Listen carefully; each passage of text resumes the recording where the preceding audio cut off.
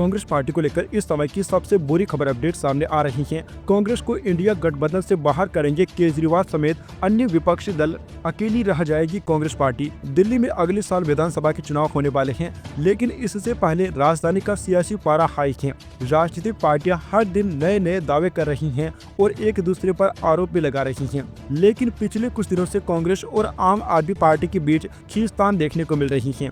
दोनों एक दूसरे पर आरोप मढ़ रहे हैं। इसी बीच गुरुवार को आम आदमी पार्टी ने कांग्रेस को चुनौती दी है कि वे अपने दिल्ली के नेताओं के खिलाफ एक्शन ले, वरना इंडिया अलायंस से उसे बाहर करने के लिए अन्य दलों से बातचीत की जाएगी। लेकिन इसके पीछे ऐसा क्या कारण है कि आखिरकार केजरीवाल कांग्रेस पर इतना हमलावर हैं? दरअसल केजरीवाल ने पहले ही साफ कर दिया था कि वहां दिल्ली में अकेले चुनाव लड़ेंगे। ऐसे में पहले जो मुकाबला आम आदमी पार्टी और भारतीय जनता पार्टी के बीच माना जाता था, अब उसमें कांग्रेस पार्टी ने सक्रिय रूप से राजनीतिक पहचान को फिर से स्थापित करने की कोशिश की है। कांग्रेस जो कि 1998 से 2013 तक दिल्ली के राजनीतिक परिदृश्य पर हावी थी, हाल के चुनाव में तीसरे स्थान पर सिमट गई थी। लेकिन 11 दिसंबर को अरविंद केजरीवाल की ट्वीट के बाद उनकी पार्टी अब कांग्रेस से गठबंधन नहीं करेगी, जबकि कांग्रेस ने अपना रास्ता खुद बनाना शुरू कर दिया है। इसके जवाब में कांग्रेस ने आक्रामक रुख अपनाया है और अब भाजपा को टारगेट करने की बजाय कांग्रेस का मुख्य ध्यान आम आदमी पार्टी को चुनौती देना है।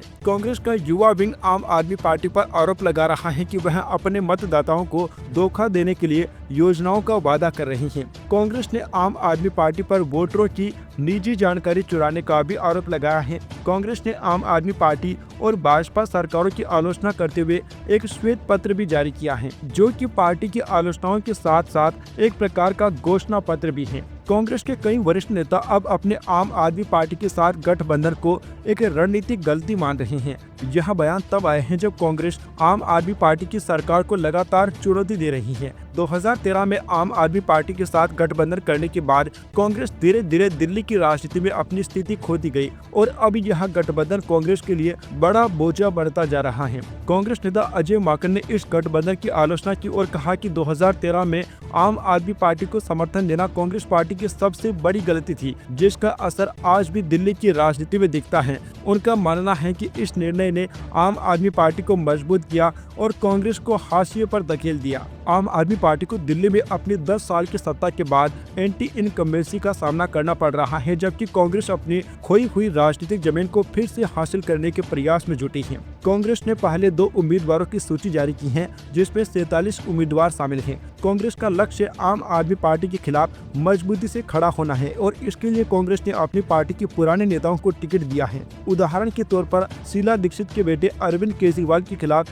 नई दिल्ली सीट से चुनावी मैदान में उतरे हैं। इसके अलावा कांग्रेस ने अन्य मजबूत नेताओं को मैदान में उतारा है। कांग्रेस का लक्ष्य यह है कि वह आम आदमी पार्टी की पुरानी पकड़ को तोड़े और दिल्ली के राजनीतिक परिदृश्य में अपनी फिर से मजबूत स्थिति बनाए। दिल्ली में दलित और मुस्लिम वोटरों का विशेष प्रभाव है, जो कुल मतदाता संख्या का लगभग 30% बताते हैं। इन समुदायों का प्रभाव दिल्ली के 12 SC आरक्षित सीटों पर अधिक है, जिन पर पिछले 10 वर्षों से आम आदमी पार्टी का कब्जा है। कांग्रेस को लगता है कि 2020 के उत्तर पूर्व दिल्ली दंगों के बाद इन समुदायों के बीच आम आदमी पार्टी विश्वास खो रही है, जिससे कांग्रेस को इन सीटों पर अपना प्रभाव फिर से बढ़ाने का मौका मिल सकता है। अगर दलित और मुस्लिम मतदाता कांग्रेस की ओर मुड़ते हैं तो आम आदमी पार्टी की स्थिति और भी कमजोर हो सकती है, जो कि कांग्रेस के लिए एक बड़ा मौका है। आम आदमी पार्टी ने लगातार 2 चुनाव में जीत हासिल की है, लेकिन इन जीतों के पीछे कांग्रेस का कमजोर विपक्ष था। अब अगर कांग्रेस अपनी रणनीति को फिर से सशक्त करती है और मजबूत उम्मीदवारों को सामने लाती है,